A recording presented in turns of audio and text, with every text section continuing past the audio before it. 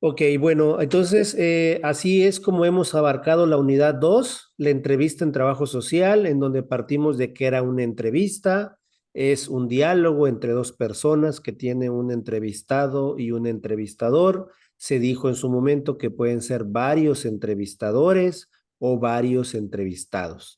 De la misma manera, se abarcaron las etapas de la entrevista, que se dijo que era la etapa inicial, la etapa de desarrollo, la etapa más álgida de la entrevista, en donde tiene que generar mucha tensión y ahí ser muy precavidos para que cuando culmine la entrevista en la etapa final, cómo queremos que una entrevista culmine, que culmine de la mejor manera, en donde haya servido de aprendizaje para todos, en donde haya servido de comunicación sobre el entrevistador hacia sus ideas y sus pensamientos, o si quiero terminar la entrevista con polémica, si quiero generar en el entrevistado cierta inconformidad y cierto choque del cual se pueda debatir sus puntos de vista. O en algunos casos genere lo que dice el punto 2.3, conflictos y procesos defensivos. Hay que tener mucho cuidado, porque para que estos conflictos y procesos defensivos se lleguen a dar, tienen que ser de dos puntos: de la reacción del entrevistado, pero también de la acción del entrevistador. Si yo estoy detectando que mi entrevistado a ciertas preguntas se está generando incomodidad, insatisfacción, yo tengo que tener la madurez y rápidamente de poder cambiar, de cambiar la dirección de la entrevista a que sea algo genuino, a que sea algo para bien de la comunidad, tanto social como de la persona que se está entrevistando.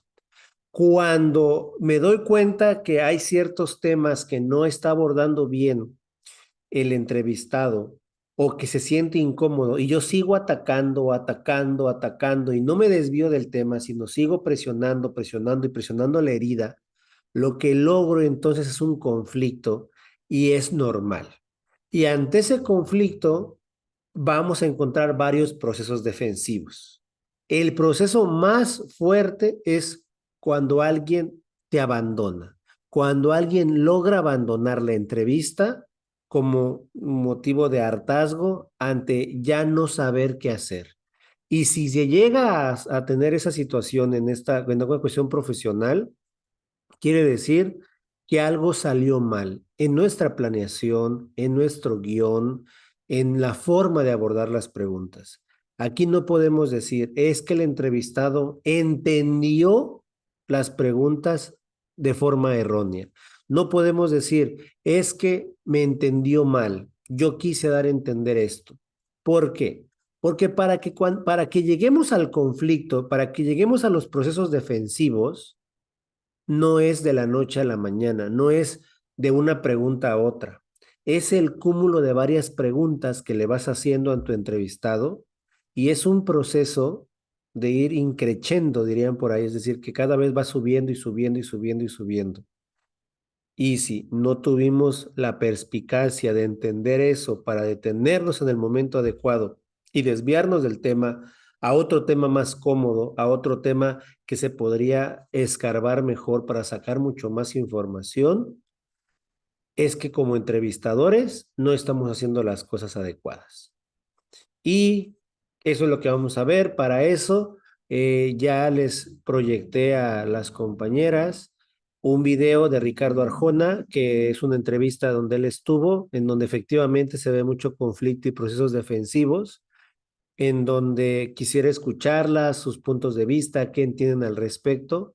Pero no se preocupen, este video está en YouTube. Ustedes pueden buscar ahí entrevista a Ricardo Arjona conflictos y lo van a poder encontrar. De todas maneras, también para todos aquellos que nos escuchan y nos ven, pueden también encontrarlo en la plataforma virtual, ¿no? En donde vamos a también colgar la entrevista para que les sirva de ejemplo. Entonces, ahorita lo que vamos a hacer es escuchar a las alumnas para que nos digan su punto de vista al respecto.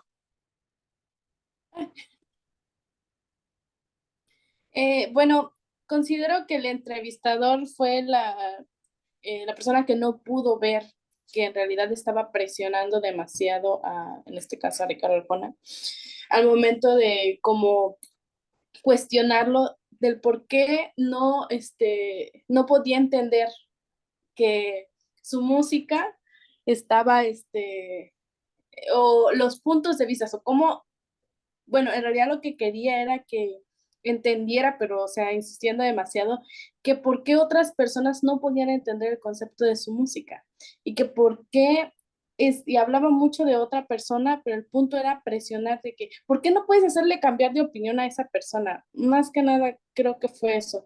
Y presionaba sobre el mismo punto y el otro se justificaba diciendo, pues es que si no te gusta mi música, no la compres, pero el entrevistador seguía con lo mismo, o sea, trataba de cambiar la pregunta, pero al final iba al mismo objetivo. Creo que fue ahí donde, fue donde lo llegó al límite. Ok. ¿Tú qué hubieras hecho para tratar de remediar ese problema si estuvieras en una circunstancia como esa? No sé, cambiar la pregunta, tratar como de suavizarla, o sea, como decir, sí, es cierto, hay a muchas personas que no les gustan tu música, pero ¿qué podrías decirles? O sin cambiar tu género, pues obviamente no todas las personas tenemos el mismo gusto musical, pero tratar de suavizar la pregunta sin insistir demasiado en lo mismo. Ok, gracias. ¿Alguien más? Luz, Andrea, ¿quisieras compartirnos algo?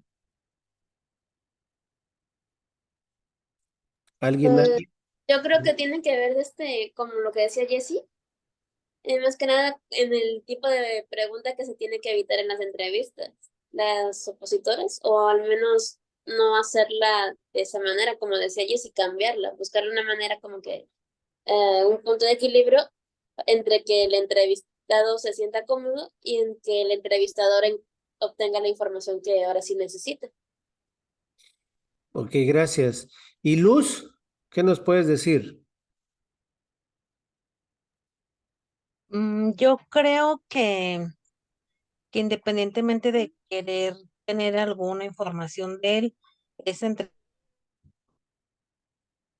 entrevista era así como con alevosía y ventaja, planeando, haciendo preguntas comprobadoras, pero a la vez muy opositoras, porque todo era negativo, nada era positivo. Y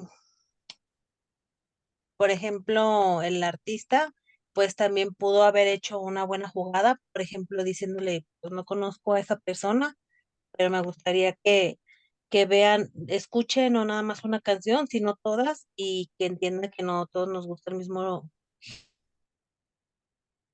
Ok, género musical, y pues no sé, que hacerle así como una invitación o algo ahí, y que esa persona pues nos entrevistara a los dos juntos y llegar como no se viera así como que me molesta que me está atacando y el otro que no se vea como que se salió con la suya. ok. Bueno, pues pues muchas gracias. Ya el último punto es el 2.4, la entrevista y empleo. Esto lo vamos a ver en la siguiente sesión a profundidad. Ahorita nada más nos vamos a quedar con lo siguiente. Las entrevistas ya hemos visto en la sesión uno que nos sirven para la investigación científica, para recabar información de alguien que conozca sobre un tema o que sea una persona con autoridad científica en algo y nosotros queramos extraer esa información. Dos, también vimos en la sesión uno que también cuando hacemos una investigación cuantitativa o cualitativa, podemos entrevistar a las personas en general o encuestar a la sociedad para tratar de sacar cierta información, como el ejemplo que hicimos al inicio de hoy, que fue, quiero empezar una marca de helados, quiero saber cuánto cobrar, quiero saber qué sabores ofrecerle a cierta población y entonces hacemos una encuesta. También puedo hacer entrevistas a las personas dándoles una probadita del helado, del sabor especial que estoy haciendo para sacar información al respecto.